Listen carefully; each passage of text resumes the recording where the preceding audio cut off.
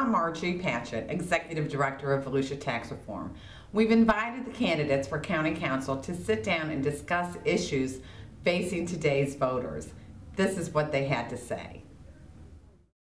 Property values have been in decline while Volusia County has become one of the highest tax rates in Florida. What would you do to address this issue? Okay. Really, one of the main issues I'm running on is jobs, jobs, jobs. And the way to get people jobs is to have some economic activity going in your area. So we need to make ourselves more competitive so that we can attract more business or help businesses that are already located here expand so that we have more people walking around with paychecks in their pocket. Once they have paychecks in their pocket, they can buy the homes that are bank-owned properties right now.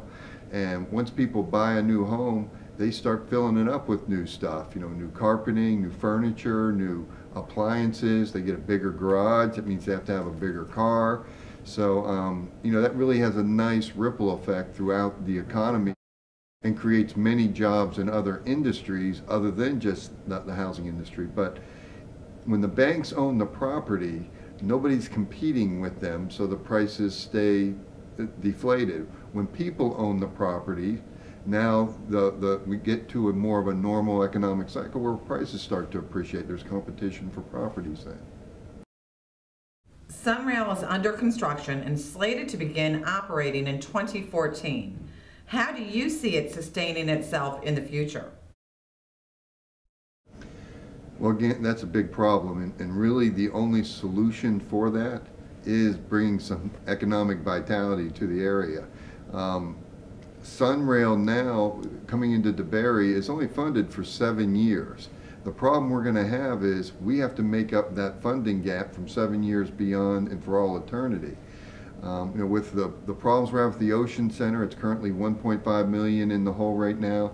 We're only paying interest only on that. That bumps us up to about 3.7. I think next year or the year after that, we have to start paying principal and interest. There's a balloon in there, and I think that takes up to around 6.2 million. And then 7 years down the road, we have to start putting, funding to keep Sunrail going, and that's just to DeBary. The problem that really worries me is where do we go from DeBary? All the current council members are already on record as saying they'd like to see Sunrail come over to the east side of the county around the airport. So, you have to build a leg up to DeLand and then another leg across the county. That's just going to keep increasing the costs and increasing the annual operating expenses. So we better have economic vitality or we're really going to be in a hole, and we're going to start having a mass exodus of people fleeing this county because we're in competition with all the counties around us, and they have lower taxes and have a higher standard of living as a result of the benefits that are provided to them. Why would they live here when they can go somewhere else where it's better? What do you see as the role of the county manager? That's a good question. Really, the council is elected to provide the guidance with direction the county goes in. I believe, we have to have input with the county manager, and he has to follow the plans that we lay out. One of the interesting things to me, it was brought up on the campaign trail that we haven't done any strategic planning since 2002, and that strategic plan that was done, that was up on the county's website until a few weeks ago, only lasted for 5 years. And in my business, that's what I do for a living, is financial planning, and we're always looking into the future, and you have to go back and review where you are each year and analyze what steps need to be taken to get you back on track. What it tells me is that was just a facade. If they still have a plan that was now 10 years old, that was up on the county's website, they weren't going back and reviewing it. And one of the main things on that plan, by the way, from 2002, was economic vitality, growing the economy and diversifying it. Well, that's the problem we're having 10 years later. So obviously they weren't following and working that plan to make sure that we get to a better situation than where we are right now. Name your top 2 priorities if elected. Again, well, the top 2 are jobs, jobs, jobs, and the other one would be, again, growing the economy. I keep coming back to those things.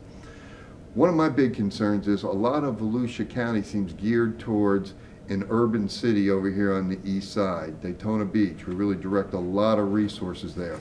It's very similar to what goes on in Orlando with the Paramore district right off of downtown. They have pumped hundreds of millions of dollars into that area over the decades, and they still had the same problems. It wasn't until recently till they started having some businesses move into that area. Home Depot moved in there. Also the new Amway Center is in that area, and there's other businesses. It just let the market take its natural course. There's a lot of money funding Daytona Beach from the other communities around the county. And if we keep focusing on that one area, we're missing the opportunities that there are in the other parts of the county. Over where I live, Southwest Volusia, if you look at the progression of growth through Central Florida, where we had the Maitland Center off of Orlando. Orlando was always the economic hub. Then they built the Maitland Center, and that became a great success. Then they went along I-4 to Heathrow, and then the Heathrow Business Park started developing. Then across the road you had Primera. Then up the road a little further to 46A, they had a Colonial Properties project at 46. That progression of growth is drawing right out to Southwest Volusia County. Right now, those jobs are filled with Southwest Volusians. Every day, over 70% of our workforce drives into Seminole and Orange County. We have a highly educated workforce that's filling those jobs. There's no reason why we can't get a similar office park over in the Southwest Activity Center, which is along I-4 also. There's economic activity starting to take place on 415. But there seems to be this battle between the county and a lot of municipalities where they're always fighting over resources and not working together. There's a lot of there's a rift between the areas. Superintendent Margaret Smith recently stated 58% of our children live in poverty. She also said 2,000 of our school children are homeless. Why do you think this is, and what will you do to help change it? Well, number one, I really question some of the numbers that an entity is using when they're trying to increase our taxes at the same time. But assuming that she's correct, again, the solution is paychecks in people's pockets. We need to make sure that we're growing the economy all around the county, not just trying to focus in one particular area where there's a small handful of businessmen that want to direct resources there. We need to look at the whole county. If there's parts of the county that are really hurting, the rest of the county is hurting. And if we go to where the fastest growing part of the county is, where it's closest to one of the biggest economic engines in Central Florida, we should probably make sure that we grow that area and bring jobs there. And if that part starts to improve, a rising tide lifts all ships that are in the harbor.